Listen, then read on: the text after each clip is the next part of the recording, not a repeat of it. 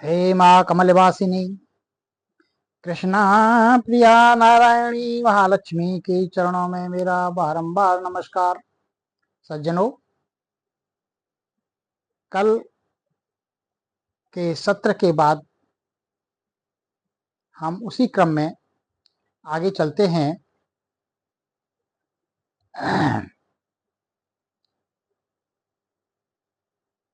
श्री बृहस्पति देव, श्री ब्रह्मा जी और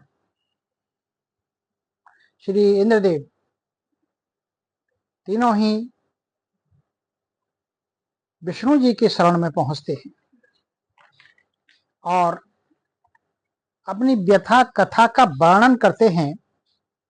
जो मुनि दुर्वासा मुनि जी ने उनको शाप दिया है, उस शाप के बारे में देवर्षि के द्वारा प्रदत्त शाप की चर्चा करते हैं और उनका भक्ति पूर्वक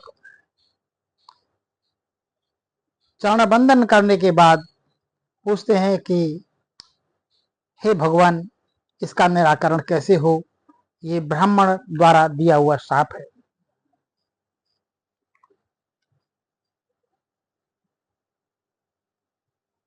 विष्णु जी भी इस बात को सुनकर के क्रोधित हुए, कुपित हुए। उन्होंने कहा, जहां मेरे भक्तों का निंदा होती है, उनकी अवज्ञा होती है, और जिस घर में अतिथि निराश होकर के लौटता है, और जिस घर में ब्राह्मणों के चरण नहीं पड़ते तथा यहाँ जीव हिंसा होती है, और उस स्थान पर कभी भी श्री लक्ष्मी का निवास नहीं होता है। इसके विपरीत जहां शंख ध्वनि होती है, भगवान नाम संकीर्तन होता है, दुर्गा अर्चन होता है, विप्र भोजन होता है, विप्र पूजन होता है और अतिथि सेवा होती है, वहां लक्ष्मी जी नित्य और स्थायी निवास करती हैं। विष्णु जी बोले, देवराज, ब्राह्मण का शाप तो मिथ्या नहीं हो सकता, अतः तुम श्रीहीन हो जाओगे। इससे बचने का मैं, क्योंकि तुम्हारा विवेक जागृत हुआ है कि तुम बारंबार क्षमा मांग रहे हो, तो तुम मेरी शरण में आए हो, तो मैं तुम्हें बताता हूं कि इसका निवारण करने का मैं एक उपाय बताता हूं। लक्ष्मी जी सागर के घर में उत्पन्न हुई, कन्या रूप में उत्पन्न हुई हैं। आप लोग ऐसा करें कि कूर्म को आधार,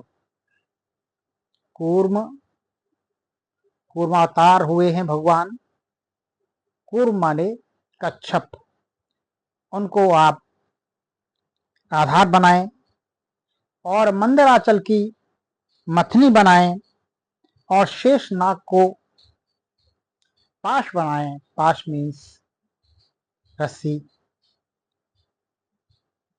मथानी, जिससे जिससे मथा जाएगा वह रस्सी, उसको असुरों के साथ मिलकर समुद्र का मंथन करो। इस मंथन से अन्य रत्नों के साथ साथ श्री लक्ष्मी जी भी प्रकट होंगी, जिससे आपका अभीष्ट सिद्ध हो जाएगा। विष्णु जी के निर्देशानुसार देवों ने और दैत्यों ने समझौता करके समुद्र मंथन किया, जिससे अमृत कलश लिए धन्वंतरी, उच्चैश्रवा उच्चैश्रवा अश्व, ऐरावत गज और अनेक रत्न, और अंत में लक्ष्मी जी प्रकट हुई। बोलो लक्ष्मी जी महारानी की जय। सो अंत में लक्ष्मी जी प्रकट हुई। लक्ष्मी जी के प्रकट होते ही उनके दिव्य स्वरूप को उल्लसित होकर के ब्रह्मा शंकर तथा इंद्रादि ने उनकी बहुत प्रकार से वंदना की, बहुत प्रकार से स्तुति की। देवराज इंद्र ने भक्ति पूर्वक पुष्प गंधादि से पूजा अर्चना की और इसके पश्चात इंद्र ने विशेष प्रार्थना की, महालक्ष्मी जी का आह्वान किया और उन्होंने 1000 नाम जप किए।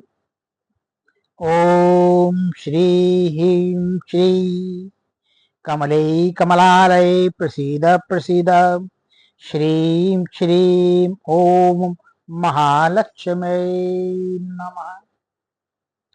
ओम श्री ह्रीं श्रीं कमले कमलालय प्रसीद प्रसीद, श्रीं श्री ओम लक्ष्मी नमः। इस प्रकार इंद्र देवता ने 1008 बारों का जप किया और इस प्रकार स्तुति करके महालक्ष्मी के आगे वह रुदन करने लगा और रुदन करके प्रणाम करने लगा तो महालक्ष्मी जी प्रसन्न हो गईं और आशीर्वाद दे करके उनके श्राप का विनाश कर दिया और उसको यथारूप स्थिति में रख दिया। बोलो श्री माँ लक्ष्मी की जय। श्री विष्णु भगवान की।